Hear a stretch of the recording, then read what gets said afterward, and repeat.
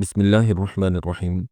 آج ہم آپ کے سامنے ایک سلسلہ شروع کرنے جا رہے ہیں جس کے اندر ہم ان لوگوں کا ذکر کریں گے جنہوں نے اللہ کے رسول صلی اللہ علیہ وسلم سے لے کر آج کے زمانے تک نبوت کے جھوٹے دعوے کیے ہیں۔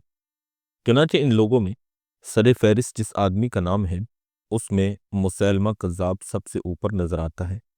مسیلمہ کذاب وہ تاریخ کا ایک بدترین کردار ہے کہ جس نے اللہ کے رسول صلی اللہ علیہ وسلم کے زمانے میں نبوت کا دعویٰ کر کے عقیدہ ختم نبوت میں دراڑ ڈالنے کی کوشش کی۔ چنانچہ مسیلمہ کذاب کا اصل نام مسلمہ بن حبیب تھا اور وہ بنو حنیفہ قبیلے سے تعلق رکھتا تھا جو کہ نجد موجودہ سعودی عرب کے علاقے یمامہ میں آباد تھا۔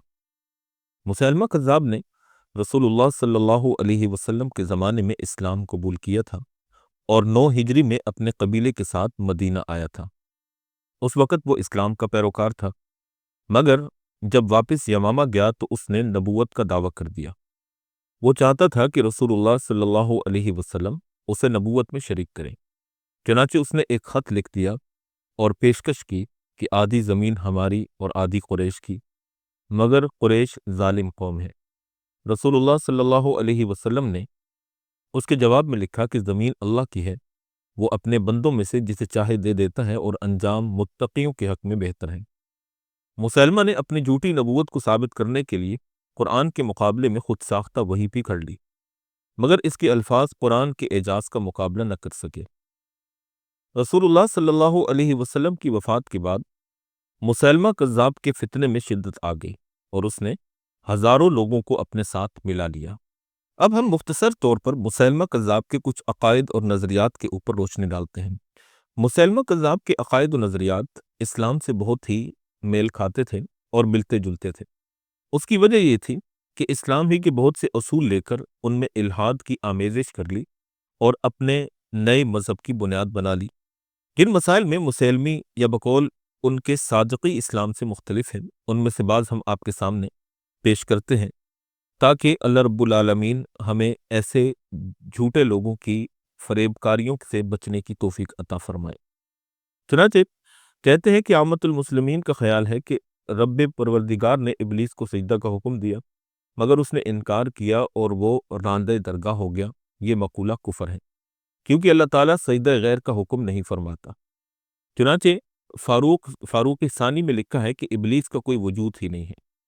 رب قدیر نے آدم علیہ السلام کو عمل نیک اور بد کا پورا اختیار دیا تھا، یہی وجہ ہے کہ وہ بندوں کے نیک و بد اعمال کا محاسبہ فرمائے گا۔ اسی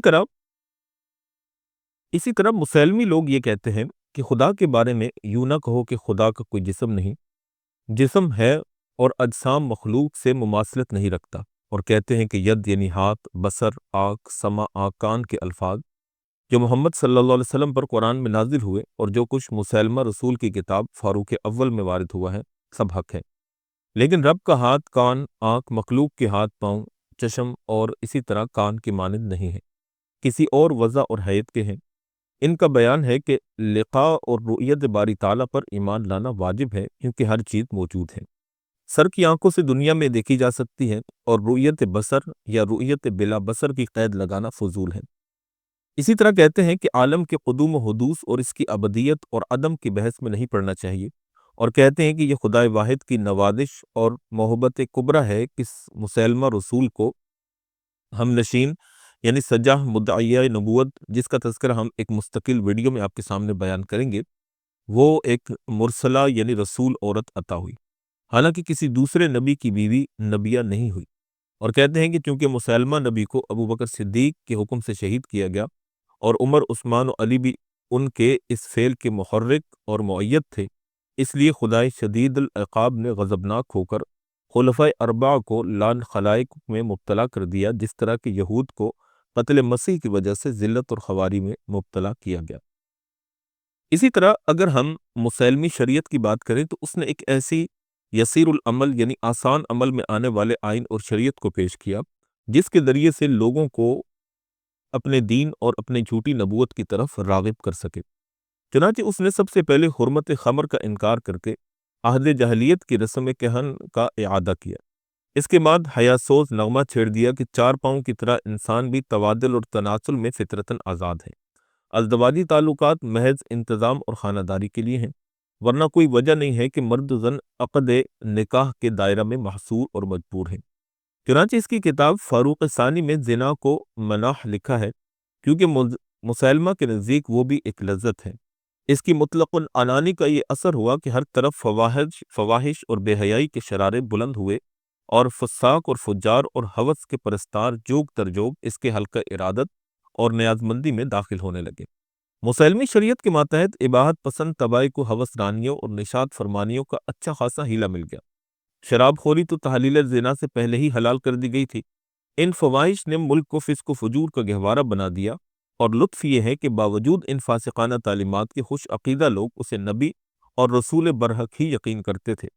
اوائل میں تحلیل زنا کے ساتھ شادی پر کوئی قیود عائد نہ کیے، لیکن اس کے بعد زنا کو تو علی حال ہی جائز رکھا، البتہ شادی پر بہت سی قیود اور قانون عائد کر دیے، لیکن ان قیود کا منشا شاید یہی تھا کہ زنا اور حرام کاری میں سہولتیں باہم پہنچائی جائیں۔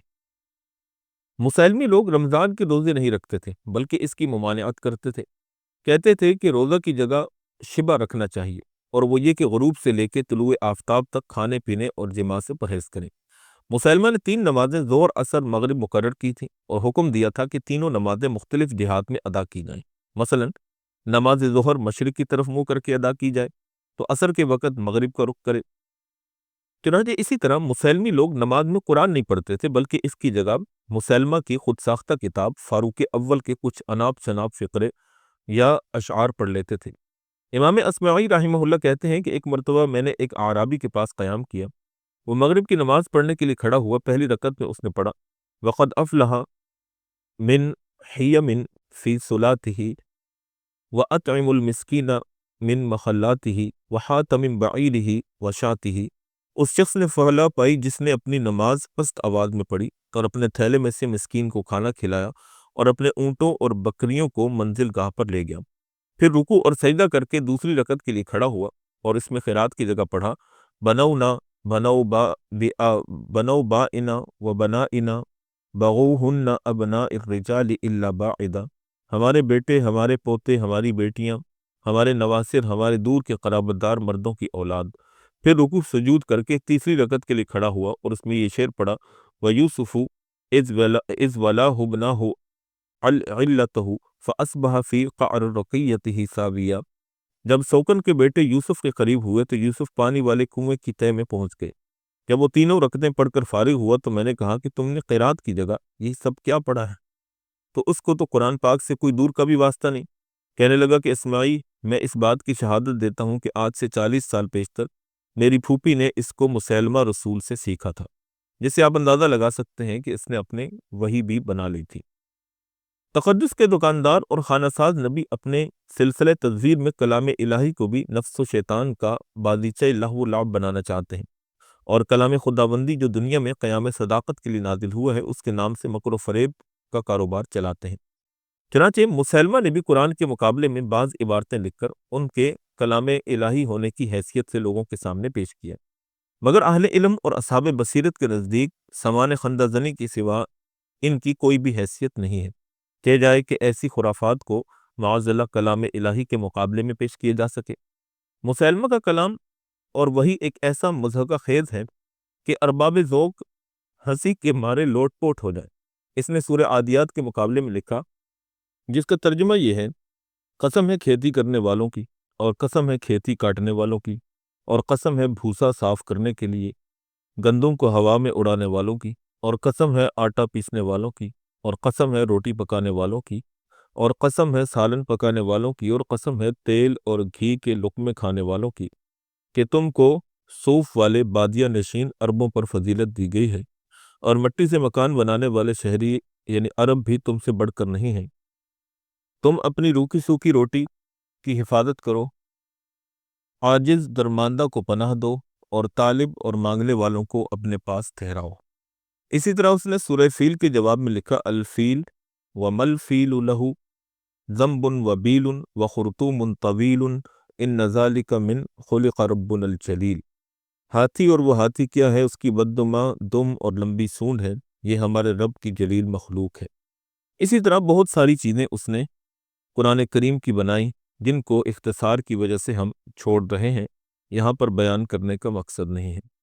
اسی طرح مسیلمہ خزاعہ سے نبوت میں ایک نہایت دلچسپ اور محتم بشان یہ امر تھا کہ اعجاز نمائی کے طور پر وہ جو کچھ کہتا اور جس بات کا بھی ارادہ کرتا اس کے برخلاف اور برعکس ظاہر ہوتا تھا، اور یہ بات اس زمانے کے عجائب قدرت میں شمار کی جاتی تھی، اور سنت اللہ اسی طرح جاری ہے کہ جھوٹے مدعیوں کو دنیاوی حیثیت سے بھی جس درجہ وقار بھی کیوں نہ حاصل ہو جائے، وہ دینی عزت اور عظمت کے لحاظ سے کبھی سرفراز نہیں ہو سکتے۔ چنانچہ مسلمہ کے بارے میں یہ چیز تو بہت ہی نمایاں تھی، اور اللہ رب العزت نے اس کو ذلیل کر کے چھوڑا۔ چنانچہ مسلمہ جس بھی چیز کے متعلق پیشن گوئی کرتا یا کسی کے متعلق خیر کی دعا کرتا تو اس کا الٹ ہو جاتا۔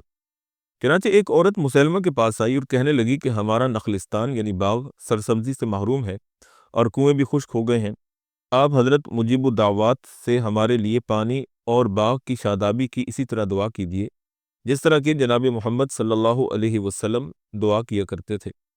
مسلمہ نے نہار سے پوچھا، جو کہ اس کا ایک چیلا تھا، کہ محمد صلی اللہ علیہ وسلم نے اہل حزمان کے واسطے کس طرح سے دعا کی تھی؟ تو نہار نے کہا کہ جناب نبی اکرم صلی اللہ علیہ وسلم نے ان کے کنویں کا پانی لیا اور اس سے غرارہ کر کے انہیں کنویں میں ڈال دیا، اس سے کنویں کا پانی متلاطم ہو کر چشمے کی طرح ابل پڑا۔ اسی طرح آپ علیہ السلام کی دعا سے کھجور کے درختوں میں شاخیں پھوٹ آئیں اور تمام چھوٹے چھوٹے پودوں میں کلیاں نکل پڑیں۔ تو مسلمہ نے بھی نبی علیہ السلام کی پیروی کر کے اپنا آب دہن کنویں میں ڈلوا دیا، لیکن قدرت الہی نے اس کا الٹا اثر یہ دکھایا کہ کنویں کا پانی اور بھی نیچے اتر گیا اور کھجور کے درخت پہلے سے بھی زیادہ سوکھ گئے، اور دعا کرانے والے مدت العمر تک اس کی دعا کے اثر سے روتے رہے۔ ایک دفعہ نہار، جو کہ اس کا چیلا تھا، مسلمہ سے ذکر کرنے لگا کہ حضور صلی اللہ علیہ وسلم بچوں کے سر پر برکت کے طور پر ہاتھ پھیرا کرتے تھے۔ مسلمہ نے معجزہ نمائی کے طور پر بنی حنیفہ کے چند بچوں کے سروں اور ان کی ٹھوڑیوں پر ہاتھ پھیرا، تو اس کا اثر یہ ظاہر ہوا کہ تمام لڑکے گنجے ہو گئے، اور جو ان کی ٹھوڑیوں پر ہاتھ پھیلا وہ تتلانے لگے، یعنی ان کی زبانوں میں لکنت آ گئی۔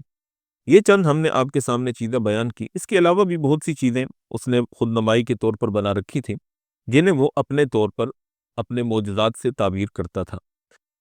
مسلمہ کذاب نے جب بہت سے لوگوں کو اپنی جھوٹی نبوت اور اپنی شعبدہ بازیوں سے اپنا گرویدہ بنا لیا، تو اس نے بہت سے علاقوں پر قبضے کرنا شروع کر دیے، اور مسلمانوں کے اندر ارتداد اور ختم نبوت کے عقیدے کے لیے ایک انتہائی خطرہ بن کر ظاہر ہوا۔ رسول اللہ صلی اللہ علیہ وسلم کی وفات کے بعد مسلمہ کذاب کے فتنے میں اور شدت آ گئی۔ اس نے ہزاروں لوگوں کو اپنے ساتھ ملا لیا اور اس کے پاس ایک مضبوط لشکر بن گیا۔ جیسا کہ ہم نے آپ کے سامنے بیان کیا کہ مسلمہ کذاب کے لشکر میں بہت زیادہ بڑھوتری ہو گئی اور اس کے پیروکاروں کی تعداد 40,000 تک پہنچ گئی۔ حضرت ابوبکر صدیق رضی اللہ تعالیٰ عنہ جب خلیفہ بنے تو انہوں نے حضرت خالد بن ولید رضی اللہ تعالیٰ عنہ کو اس کی سرکوبی کے لیے روانہ کیا۔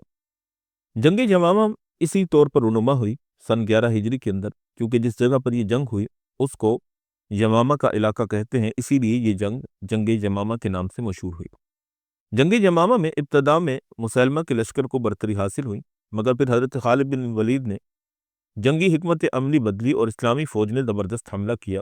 میدان جنگ میں حضرت براء بن مالک، حضرت ثابت بن قیس اور وحشی بن حرب جیسے بہادر صحابہ نے زبردست کارکردگی دکھائی۔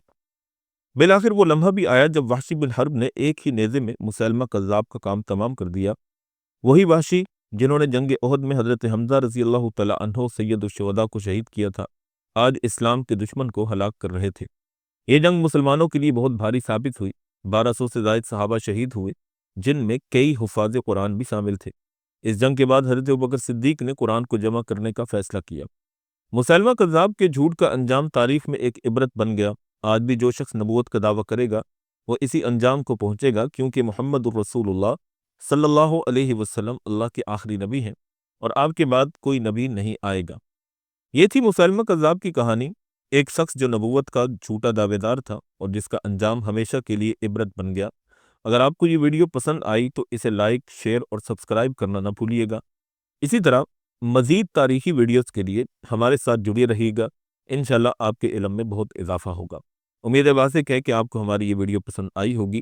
اللہ رب العالمین سے دعا ہے کہ اللہ پاک ہمیں نبی کریم صلی اللہ علیہ وسلم اور صحابہ کے دامن سے اور عقیدہ ختم نبوت کے دامن سے مرتے دم تک وابستہ رہنے کی توفیق عطا فرمائے۔ اس سلسلے کے متعلق کمنٹ سیکشن میں اپنی رائے ضرور دیجیے گا کہ یہ سلسلہ آپ کو کیسا لگا، اور انشاءاللہ ہم جتنے بھی بڑے بڑے مدعیان نبوت جنہوں نے جھوٹی نبوتوں کے دعوے کیے ان کے تفصیلی حالات آپ کے سامنے بیان کریں گے۔